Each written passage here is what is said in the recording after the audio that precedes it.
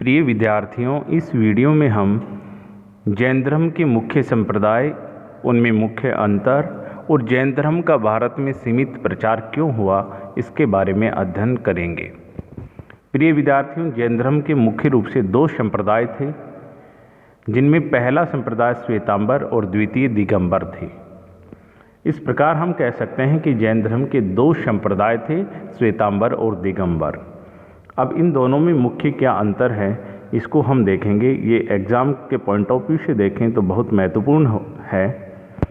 Point number first, Shvetambar परंपरा के संस्थापक आचार्य भद्रबाहु थे, जबकि दिगंबर परंपरा के संस्थापक स्थूलभद्र थे। तो ये सिंपली वैसे भी पूछ लिया जाता है, श्वेतांबर परंपरा के संस्थापक कौन थे। तो आचार्य भद्रबाहु ने श्वेतांबर परंपरा को शुरू किया, जबकि आचार्य स्थूलभद्र ने दिगंबर परंपरा को शुरू किया। तो पहला अंतर इनके संस्थापकों के आधार पे है। स्थूलभद्र ने दिगंबर परंपरा को और भद्रबाहु ने श्वेतांबर परंपरा को प्रारंभ किया। द्वितीय अंतर, श्वेतांबर संप्रदाय के लोग श्वेत वस्त्र धारण करते हैं। श्वेत प्लस अंबर, अंबर का तात्पर्य वस्त्र है। तो जो व्यक्ति श्वेत वस्त्र धारण करते हैं वे श्वेतांबर संप्रदाय से संबंधित हैं। दिगंबर शब्द का संधि विच्छेद देखने पर दिक प्लस अंबर, दिक यानी भुजाएं, अंबर जिसकी चारों तरफ की भुजाएं ही जिसके वस्त्र हैं, वे लोग दिगंबर कहलाते हैं। तो दिगंबर मूल रूप से नग्न रहकर तपस्या करते हैं, क्योंकि इनका ये मानना है कि वस्त्र धारण करने से मोक्ष के मार्ग में रुकावट आती है, बाधा आती है, इसलिए वस्त्र धारण नहीं करने चाहिए। तो जो साधु संत वस्त्र धारण नहीं करते वे दिगंबर परंपरा से संबंधित हैं, और जो श्वेत वस्त्र धारण करते हैं वे श्वेतांबर परंपरा से संबंधित हैं। तीसरा अंतर, श्वेतांबर के अनुसार स्त्री मोक्ष की अधिकारी नहीं होती। श्वेतांबर ये मानते हैं कि स्त्री को मोक्ष प्राप्ति नहीं होती, जबकि दिगंबर ये मानते हैं कि स्त्री का स्त्रीत्व मोक्ष में बाधक नहीं है, स्त्री को मोक्ष मिल सकता है, ऐसा दिगंबरों का मानना है। पॉइंट नंबर 4, श्वेतांबर के अनुसार महावीर का यशोदा से विवाह हुआ। दिगंबर ये मानते हैं कि महावीर का यशोदा से विवाह नहीं हुआ, वे आजीवन बाल ब्रह्मचारी रहे। तो जनरली वैसे भी पूछ लिया जाता है कौन सी परंपरा के लोग ये मानते हैं कि महावीर स्वामी आजीवन ब्रह्मचारी रहे, तो ऐसा दिगंबर संप्रदाय के लोग मानते हैं। और श्वेतांबर ये मानते हैं कि इनका विवाह यशोदा से हुआ था। पॉइंट नंबर 5, श्वेतांबर परंपरा के अनुसार 19वें तीर्थंकर मल्लीनाथ थे, जो एक स्त्री थे, जबकि दिगंबर परंपरा के अनुसार वे पुरुष ही थे। तो ये काफ़ी विवाद का बिंदु जैन धर्म में श्वेतांबर और दिगंबरों के बीच एक विवाद का पॉइंट रहता है कि 19वें तीर्थंकर मल्लीनाथ स्त्री थे या पुरुष। तो श्वेतांबर लोग ये कहते हैं कि मल्लीनाथ जी एक स्त्री थे, जबकि दिगंबर परंपरा के अनुसार ये पुरुष थे।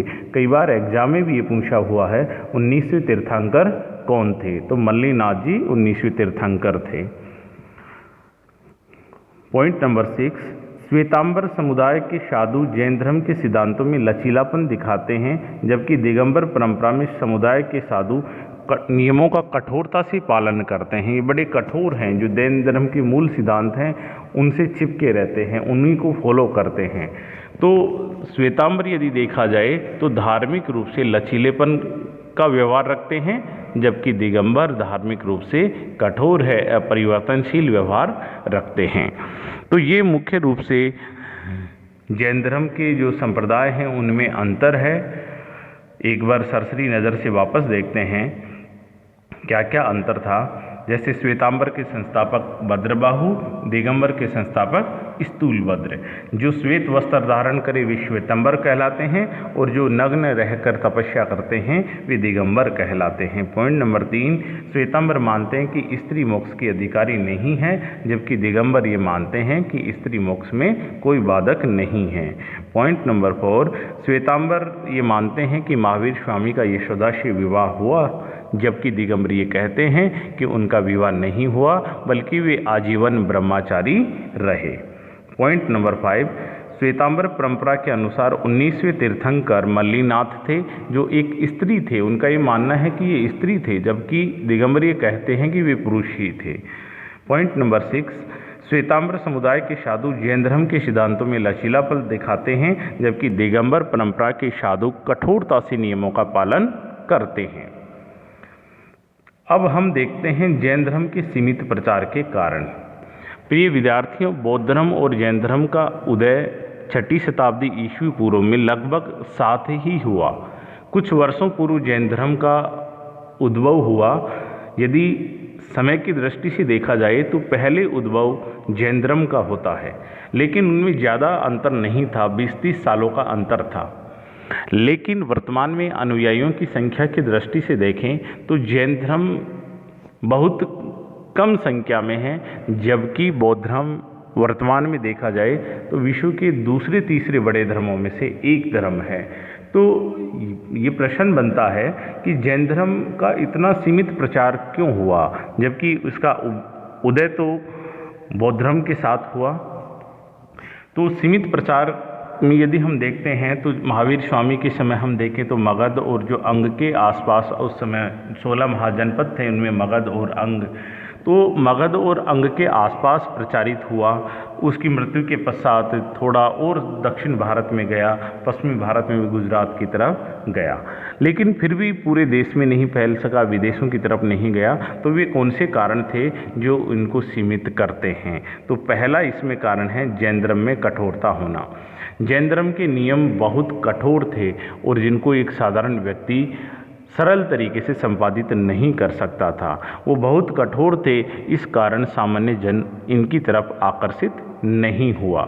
जबकि दूसरी तरफ बौद्ध धर्म में देखें तो बौद्ध धर्म के सिद्धांत सरल थे और व्यवहारिक थे। तो जैन धर्म के कठोरता का जो सिद्धांत है उसके कारण जन सामान्य इनकी तरफ आकर्षित नहीं हो पाया। दूसरा कारण ब्राह्मण धर्म से पृथकता न होना। जैन धर्म और बौद्ध धर्म एक तरीके से देखा जाए तो जो सनातन हिंदू धर्म है, ब्राह्मण धर्म है, उनके विरोध में भी शुरू होते हैं। उनकी जो कमियां थी, कर्मकांड था, यज्ञवाद था, देववाद था, बहुदेववाद था, तो उनका विरोध किया, उनकी जाति प्रथा का विरोध किया। लेकिन कालांतर में धीरे धीरे जैन धर्म ने ब्राह्मण धर्म के अनेक तत्वों को ग्रहण कर लिया। ब्राह्मण धर्म की तरह अनेक देवी देवताओं का जैन धर्म में भी उदय होता है। अनेक हिंदू धर्म के देवताओं को जैन धर्म में भी स्वीकार कर लिया। जैसे 22वें तीर्थंकर थे अरिष्टानेमी, तो उनको कृष्ण का अवतार मान लिया गया। तो धीरे धीरे क्या होता है, लोगों में एक विचार पनपा कि जैन धर्म तो हिंदू धर्म का ही हिस्सा है, इसलिए उसको अपनाने से कोई फायदा नहीं है, क्योंकि ये तो मूल रूप से वैदिक धर्म जो अपना ब्राह्मण धर्म है उसी का ही हिस्सा है, इसलिए जैन धर्म की तरफ आकर्षित नहीं होते हैं। पॉइंट नंबर 3, व्यापक संरक्षण का अभाव। उस समय जिन जिन राजाओं के द्वारा बौद्ध और जैन धर्म को संरक्षण दिया गया, उन क्षेत्रों में वैसा ही फैलाव होता गया।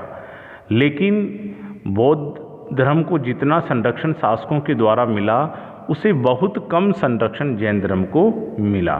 इस कारण जैन धर्म का धीरे धीरे एक क्षेत्र विशेष तक ही प्रचार प्रसार सीमित रहा, जबकि बौद्ध धर्म को बड़े बड़े शासकों ने संरक्षण दिया, जैसे कनिष्क हैं, अशोक हैं, खारवेल हैं, तो इन लोगों ने इनको संरक्षण दिया। हर्षवर्धन हैं, तो जिस कारण ये अलग अलग काल के अंतर्गत बौद्ध धर्म को संरक्षण मिलता रहा, लेकिन जैन धर्म को वैसा संरक्षण नहीं मिल पाया। पॉइंट नंबर 4, जनतंत्रात्मक संघ का अभाव। यदि हम बौद्ध धर्म की लोकप्रियता का कारण पे विचार करते हैं तो जो बौद्ध संघ थे, जो मठ थे, विहार थे, चैत्य थे, उनका अत्यधिक योगदान था। उन मठों चैत्यों के अंतर्गत कर्मठ और उत्साही धर्म प्रचारक तैयार किए गए, जो बौद्ध धर्म के प्रचार प्रसार के लिए अपने जीवन की जी जान लगा देते थे, और लगाया भी था उन्होंने। यहाँ तक कि विदेशों में भी वो प्रचारक चले गए, तो विदेशों में भी प्रचार कर दिया। लेकिन जैन धर्म में वैसी जनतंत्रात्मक व्यवस्था नहीं थी। इस कारण जन सामान्य के बीच और विदेशों के बीच कोई अच्छे प्रचारक ये नहीं बना पाए, इसलिए एक क्षेत्र विशेष तक सिमट कर रह गया। 5वां पॉइंट, कर्मठ एवं साहसिक प्रचारकों का अभाव है।